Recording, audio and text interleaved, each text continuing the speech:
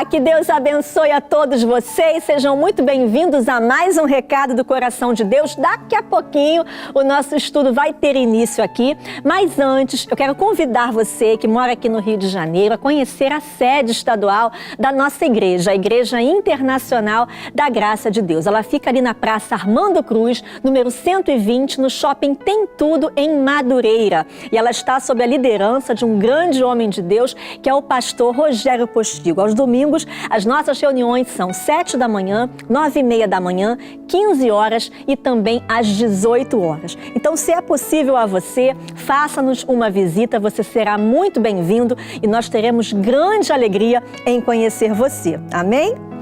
Pois é, nosso estudo aqui então, mais um dia, começando mais um dia aqui dessa preciosidade, e eu quero dizer a você que esse estudo vai até o dia 23 de abril. Nós achamos que seria possível fazer todo esse estudo dentro do mês de março, mas assim, não tenho a menor condição de falar sobre toda a trajetória de Davi e sobre todas as pessoas, que estão ali ligadas à vida de Davi em apenas um mês. Então nós estendemos esse estudo e ele vai até o dia 23 de abril e eu creio que a cada dia eu e você estamos crescendo ainda mais na presença de Deus e aumentando, o conhecimento, que é o mais importante, que é o conhecimento que vem da parte do Senhor. Amém? Bom, hoje o nosso título começa falando sobre a morte de um gigante israelita. Em 1 Samuel, no capítulo 31, verso 5, está escrito: quando o escudeiro viu que Saul estava morto, jogou-se também sobre sua espada e morreu com ele. Com o capítulo 31, nós fechamos a parte do nosso estudo sobre o rei Davi, contida no livro de 1 Samuel. Nós chegamos a um importante fechamento antes de passarmos ao nosso próximo livro da Bíblia. Em 1 Samuel, no capítulo 31, verso 1, há o registro da vitória dos filisteus sobre Israel. Sempre que o povo de Deus experimenta a derrota, nós devemos ficar atentos. A promessa divina para Israel, em Deuteronômio 11, dos versículos 22 ao 25, mostra com clareza a razão de Israel ter perdido a batalha. Deus disse que exterminaria as nações pagãs que estivessem na frente de Israel. Mas somente se os israelitas diligentemente guardassem todos os mandamentos do Senhor. Eles não guardaram, portanto, não foram abençoados.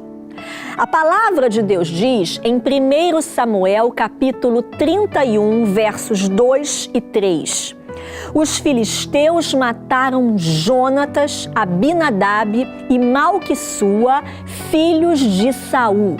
O combate foi se tornando cada vez mais violento em torno de Saul, até que os flecheiros o alcançaram e o feriram gravemente. O que dizer de Saul? Ferido gravemente e mal podendo se mexer, ele mandou que seu escudeiro o matasse. Mas o escudeiro temeu muito e não o fez. Saul então pegou a sua própria espada e jogou-se sobre ela. Saul conhecia a história dos filisteus. Ele sabia que eles se divertiam com os seus prisioneiros de guerra. O escudeiro deve ter ficado gélido ao ver o rei ferido e sangrando, reunindo a pouca força que ainda tinha para se lançar sobre a sua própria espada. Quando o escudeiro viu que Saul estava morto, jogou-se também sobre a sua espada e morreu com ele. Ele havia jurado proteger o seu rei até a morte. E o tinha feito. O seu trabalho estava concluído. E para um escudeiro não havia outra saída a não ser morrer com o seu rei. Os filisteus não precisaram de Saul vivo para escarnecer dele, não. Eles cortaram a sua cabeça com certeza em memória do seu gigante morto e penduraram o corpo do gigante israelita no muro de Bet-Sean. Algumas vezes, o pior dos acontecimentos, queridos, desperta o melhor nas pessoas. Quando os homens de Jabes Gileade ouviram sobre a morte de Saul e seus filhos, eles viajaram a noite toda e arriscaram a vida para resgatar os corpos no arraial do inimigo. Eles queimaram os cadáveres e enterraram os ossos debaixo de um arvoredo em Jabes. Os homens de Jabes Gileade realizaram uma ação corajosa e amorosa. Certamente os corpos estavam bem guardados pelos filisteus. Eles poderiam ter acabado do mesmo jeito, pendurados ao lado dos corpos que eles foram resgatar. E por que eles correram tamanho risco? No primeiro ato de Saul como rei, registrado em 1 Samuel, capítulo 11, do versículo 1 até o versículo 11, Saul os defendeu de uma grande tragédia. Talvez durante 42 anos, o povo daquela cidade nunca se esqueceu da dívida de gratidão para com o jovem rei. Que possamos aceitar e imitar o exemplo deles. Que nossa memória possa ser longa para a bondade e curta, bem curtinha, para as ofensas. Nunca é tarde, querido, para dizer obrigado. Você deve algum favor a alguém? Retribua enquanto essa pessoa está viva. Amém?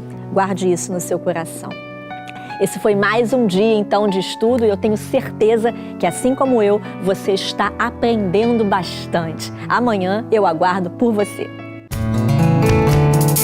Se você quer ter acesso às mensagens da pastora Andréia Rocha e aos estudos que são ministrados em nosso programa, acesse a página do Recado do Coração de Deus no YouTube, youtube.com/Recado Oficial. Recado do Coração de Deus, levando a palavra de vida ao seu coração.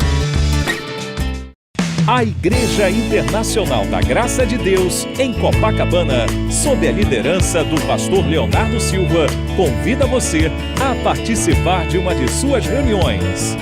Segunda da Prosperidade, às 19 horas. Quarta da Família, às 7, 9, 18 e às 19h30.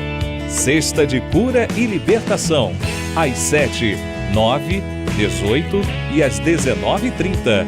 Domingo de Louvor e Adoração, às 7, 9h30 e às 18 horas. A Igreja da Graça de Copacabana fica na Avenida Nossa Senhora de Copacabana, número 1241, Galeria Atlântica. Venha e traga sua família.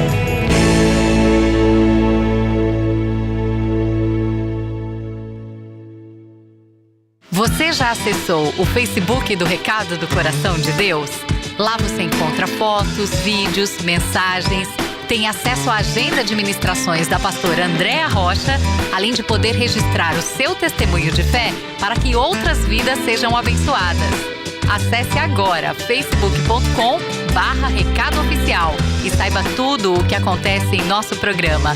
Facebook Recado do Coração de Deus, todos os dias perto do seu coração.